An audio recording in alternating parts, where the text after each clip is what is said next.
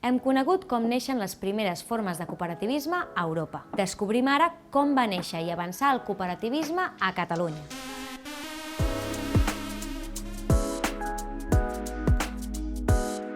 Com expliquen les bases de la Llei d'Economia Social a Catalunya, ja en el segle XIX i abans de qualsevol reconeixement jurídic, els primers tipus d'economia social s'articulaven com resistències col·lectives.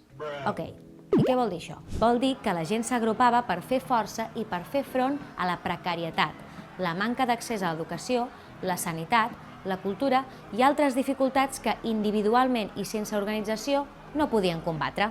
Aleshores, es van començar a articular cooperatives de consum i producció, ateneus obrers, societats de socors mutus i associacions culturals i educatives. I, mica en mica, es van anar implementant diferents lleis que a la llarga van donar origen a organitzacions plenament legals, com eren les cooperatives, les associacions, les mutualitats i les caixes d'estalvi i crèdit. Durant la Segona República Espanyola, a tot aquest tipus d'empreses se'ls va donar un reconeixement institucional i es van assentar les arrels del moviment social i comunitari de principis de segle. Perquè us en feu una idea, entre 1860 i 1936 a Catalunya es van registrar oficialment 31.771 associacions.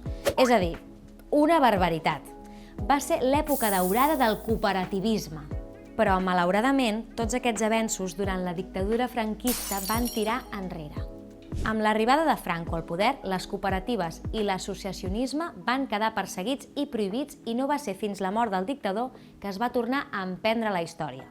En aquesta època van jugar un paper clau les conegudes com a empreses recuperades o també conegudes com empreses reconvertides. Es tractava d'empreses en fallida i a punt de tancar que devien molts diners a les persones treballadores. Aquestes persones treballadores es van unir i van lluitar pels seus llocs de treball fins a aconseguir, en els judicis corresponents, que els acabessin donant l'empresa per a tirar-la endavant en forma de cooperativa. Alguns dels exemples més emblemàtics són la cooperativa Moltmatric o l'editorial Bruguera.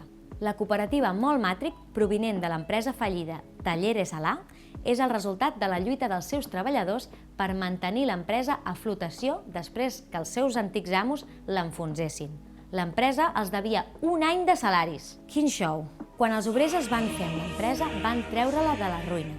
A més, Moltmatric no sols ha recuperat ocupació des de la seva creació, sinó que ha generat moltíssims més llocs de feina. Entre moltes altres coses, han construït el xassís del metro de Barcelona i avui dia fan treballs a nivell internacional. Els seus integrants, amb el temps, han participat en el moviment cooperatiu català i també s'han dedicat a donar diners, recursos, exemples i assessorament per a qui vulgui crear cooperatives i fer-les viables. Moltmatric no és l'únic exemple rellevant del cooperativisme a Catalunya. L'any 1986, l'editorial Bruguera es va declarar inviable i va passar a mans del Banc de Crèdit Industrial. Els treballadors volien reconvertir l'empresa en cooperativa, però el banc va decidir liquidar totalment l'empresa. 775 treballadors van acceptar-ho, però uns pocs van decidir continuar la lluita judicial que finalment van guanyar l'any 1995. I sabeu què van fer amb el fons que van guanyar? Van decidir invertir-lo en crear la famosa cooperativa de finances catalana COP57, l'entitat més antiga de finances ètiques a Catalunya i que ha donat suport a milers d'empreses i projectes tant a Catalunya com a la resta d'Espanya. Qui sap, potser els haureu de visitar algun dia per buscar ajuda i suport per al vostre projecte. En recordeu-vos aleshores d'aquell grup de treballadors tossuts de l'editorial Bruguera.